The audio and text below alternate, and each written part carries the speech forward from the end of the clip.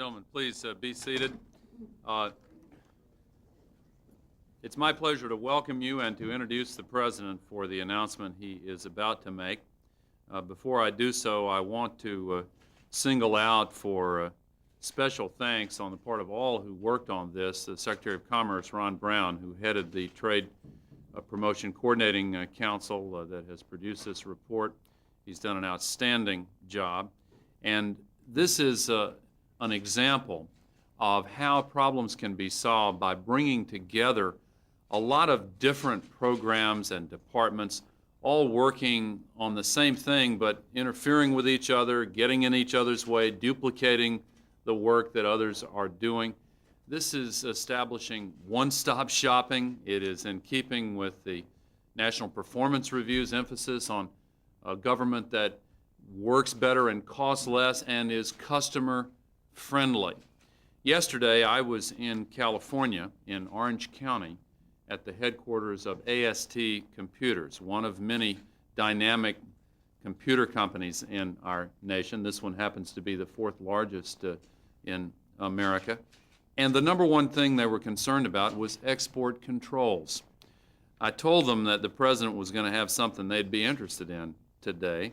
And indeed, one of the effects of this announcement will be ultimately to decontrol about 70% of the computer export market, and in a way that actually strengthens our non-proliferation regime, because one of the things we discovered was that the industry people were dead right about some of the long-standing complaints that rules set in place years ago are now obsolete given the nature of the world marketplace.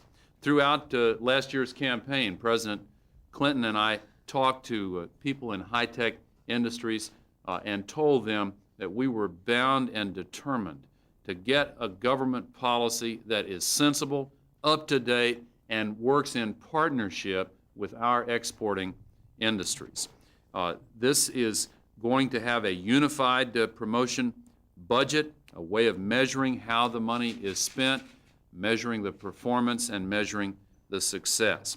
I hope that those of you gathered here feel that these are as promising as I do. We look forward to visiting with you about this. But now it's my pleasure to introduce the person who has made this all possible, the President of the United States, Bill Clinton. Thank you. Thank you. Thank you. Thank you. Thank you very much. Thank you. Thank you. Thank you very much, and please be seated. I want to thank, first of all, the members of the Trade Promotion Coordinating Committee, all the members of my cabinet and administration who are here, and especially the Commerce Secretary, Ron Brown, who did such a good job in chairing this effort. I'd also like to thank the people who were involved in our national security efforts, who supported these changes, a marked change from times past. And I'd like to thank the Vice President and the people who worked on the National Performance Review for a lot of the work they did to reinforce our efforts to develop a meaningful national export strategy. Finally, I'd like to say a special word of thanks to people who are here and people all across this country who have talked to me about this issue for the last couple of years. Everywhere I went where there were people who were trying to create the American economy of the future, someone would take me aside and talk about the problems of the export control laws, which may have been needed in a former period when the technology was different and certainly the politics of the Cold War were different, but were clearly undermining our ability to be competitive today. If I might just, by way of general introduction, say that I don't believe a wealthy country can grow much richer in the world we're living in without expanding exports.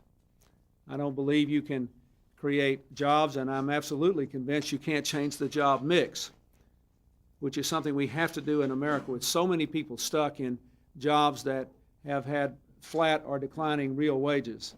I think we have to do that. And I don't think it can be done unless we can increase the volume of exports in this country.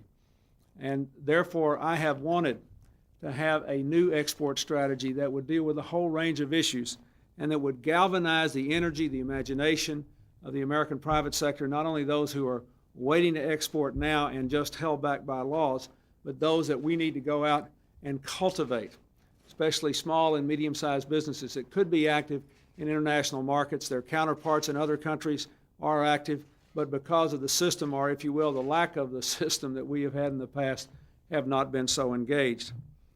So I want to emphasize that the announcements we make today are designed to create jobs for Americans, to increase incomes for Americans, and to create the future economy, even as we have to give up on much of the past. I also want to say that it's very important to see this announcement today in the context of our administration's support for the NAFTA agreement. It will also open up export opportunities, not just to Mexico, but throughout all of Latin America. I just came from the United Nations earlier this week, where I had the opportunity to host meetings with the Latin American leaders who were there. First thing every one of them asked me about was the NAFTA agreement, and every one of them said, look, you know, we want to do this too. We want to lower our barriers to American products. We want more American products in our country. No one, even the most vociferous opponents of NAFTA, would seriously urge that the proposition that if we have lower trade barriers with Chile or Argentina or any other country, that will lead to massive loss of American jobs. It will clearly lead to massive gains in American jobs. So this is an important part of a strategy to build a hemispheric trading opportunity for Americans. I also would say that anyone who has seriously looked at the NAFTA dynamics, the specifics of the NAFTA agreement, will actually alleviate all the complaints that people have who are attacking it.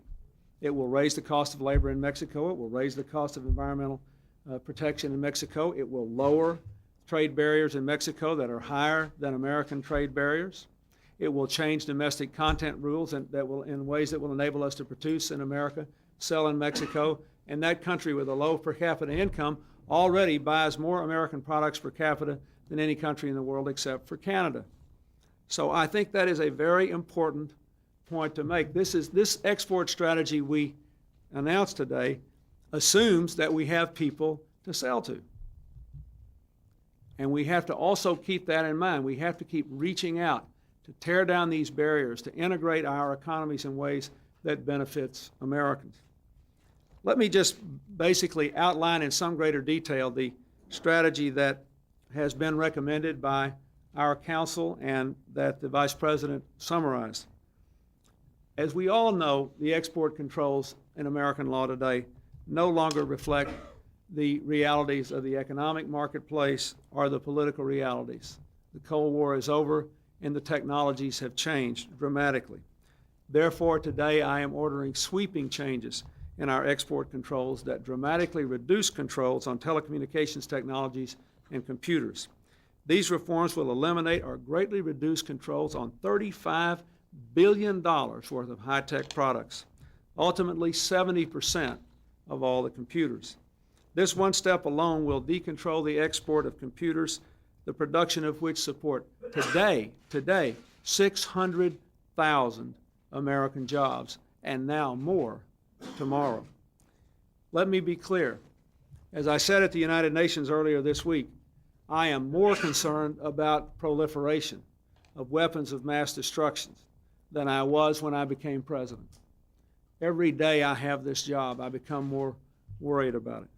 And we do need effective export controls to fight that kind of proliferation. But streamlining unnecessary controls will make the rest of the system more responsive and efficient in combating proliferation. And we have, on too many occasions, for too many years, not had a coordinated, effective strategy against proliferation, but have had a broad-based, highly bureaucratic policy that, in effect, cut off our nose to spite our face. We also know we have to simplify the export process. There are 19 different export-related agencies in this government. To say that we need more effective coordination would be a dramatic understatement. The TPCC found this, as did the Vice President's National Performance Review.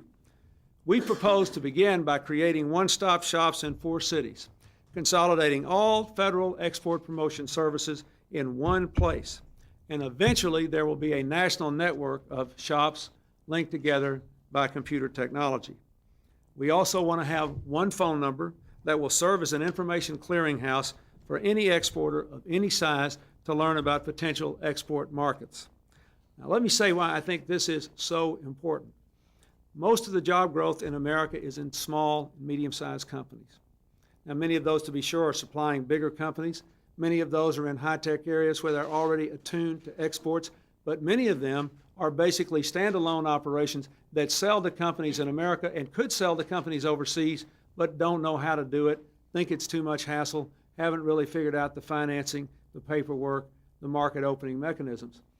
We have not done nearly as good a job as some countries in mobilizing the energies of these countries. I have been immensely impressed, for example, at the organization in Germany of the medium and small size companies to make them all automatically exporting. And there's no question that the effort that they have made in that country to mobilize small and medium-sized companies for export is one reason they've been able to maintain by far the most open economy in Europe and the lowest unemployment rate at the same time. We must do the same thing. The third element of this strategy is meeting the challenge of tied aid. Now, for the benefit of those here covering this event who don't know what tied aid is, it basically is a strategy that many of our competitors have followed, who say if you want our aid, you'll have to buy our products. We have worked hard to reach an agreement to limit the practice of tied aid, and we have had some success in the last few years. But unfortunately, there's still way too much of it in ways that cost Americans way too many dollars in jobs and export opportunities that we could win under any free market scenario imaginable. Therefore, we propose to create a modest $150 million fund within the Export-Import Bank, and with the support of Mr. Brody and others who are here today, to counter the tied aid practices of our competitors. By some estimates, our companies lose between $400 and $800 million in export sales every year because of tied aid practices. Next, we want to focus the government to promote private sector exports. We want an advocacy network within the government to facilitate the efforts of our companies and to reinforce the one-stop shopping. We want a commercial strategic plan in key foreign markets to coordinate the work of federal agencies there, something I heard about over and over again from the U.S. business community, for example, in Japan and in Korea. We want to ensure that our embassies play a much more aggressive role in promoting our commercial interests in a uniform way around the world. Some of our embassies, to be fair, do a very good job of this. Some are not active at all. Most are somewhere in the middle. We need a uniform policy and a deliberate mission on this, and I am very pleased at the support the State Department has given to this effort. We want to unify the budget of all export promotion-related activities in the government through a new process coordinated by the Economic Council, OMB, and the Trade Promotion Coordinating Committee. Finally, let me say what we have today, at long last, is a coordinated, targeted, aggressive export strategy. It means growth and jobs and incomes for Americans. Compared to our competitors, we have for too long had a hands-off approach to exports. We have paid for it. We now will have a hands-on partnership, driven by the market, guided by the private sector, limited where appropriate by governmental policy, but clearly tailored to help Americans compete and win in the world of today and tomorrow. Many people, when I started, thought this would never happen, especially those frustrated computer companies who have labored under the burden of the past, because it required us to think and act anew. It required disparate agencies to cooperate that had never really spoken to each other about these matters. It required Congress to work with the executive branch. It required everyone in our government to listen to our customers, in this case, the American businesses who pay so much of the tax bill. But it is working, and we have laid the foundation for a future really worth having in this country. Now, you all have to go out and make this work. We intend to support it. We intend to do what needs to be done, and we believe that government is now going to be a good partner with the private sector in making tomorrow's economy. Thank you very much.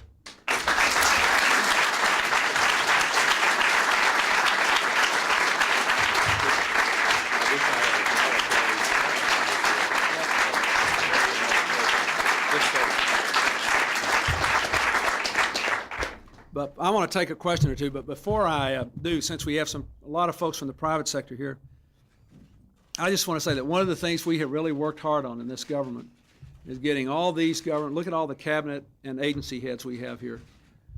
We really try to work together. And we have got, I won't say it never happens, but we have got less turfing and less infighting than any government I think has been in this town in a very long time. And it's a great tribute to them, and I want to thank them publicly in the presence of those of you who have complained about the inadequacies of the approach in the past. Yes? President, are you satisfied with Secretary Brown's explanations about his relationship to Vietnam? Well, let me say, he's told me that he hadn't done anything wrong, and he's done just about everything right as Commerce Secretary. I think he's done a great job, and I have no reason not to believe him. Mr. President, are you concerned that his effectiveness as Commerce Secretary in selling programs that you're pushing now, like this one and NAFTA, are undermined by this grand jury investigation? Not if he hadn't done anything wrong, I'm not. Business Week complimented him in an editorial today. I was glad to see a Democrat get complimented in Business Week. Yes. I hope it'll happen a lot more as we go along. Yes. Mr. President, did the latest events in Moscow give you pause about your support, your previous support that you've expressed for Mr. Yeltsin? No. It is a tense and difficult issue, and how to defuse what I understand to have been the circumstances around the Moscow White House was a difficult call. I don't think that any of us should be here basically armchair quarterbacking the unfolding events. When I talked to Boris Yeltsin a few days ago, I told him very strongly that I hoped we could, that he would be able to manage this transition in ways that really promoted democracy, respected human rights, and kept the peace. And he said that would be exactly his policy. And so far, he has done that under very, very difficult, intense circumstances. I mean, a lot of you have talked about just the difficulty of managing this and keeping up with what's going on in the countryside and the pressures and all the various interest groups. And I think so far they've done quite well. Now, I'm going to have a meeting with Mr. Kozyrev later today, and we'll have a chance to talk about this in greater detail. But he's already made a statement that they're still committed to a peaceful transition, and I have no reason to believe he's not. And I think that the United States and the free world ought to hang in there with a person that is clearly the most committed to democracy and market reform of all the people now operating in Russia. Until I have some reason to believe otherwise, I'm going to hang right where we are. I think we're in the right place. What are your concerns about the human rights implications of having the Parliament building there surrounded by armed troops? Well, I think it depends on what the facts were. If there were a lot of people armed in there and he was worried about civil disorder and unrest and people being shot, I think that when you're in charge of a government, your first obligation is to try to keep the peace and keep order. So I think so far they seem to have acted with restraint, but with dispatch and trying to diffuse what otherwise might have become a very difficult situation. Now, I don't have all the facts, and neither does anyone else, but nothing has happened so far that has caused me to question the commitment that was made to me by the President and to his own people. Thank you very much. Can we do anything else about Bosnia?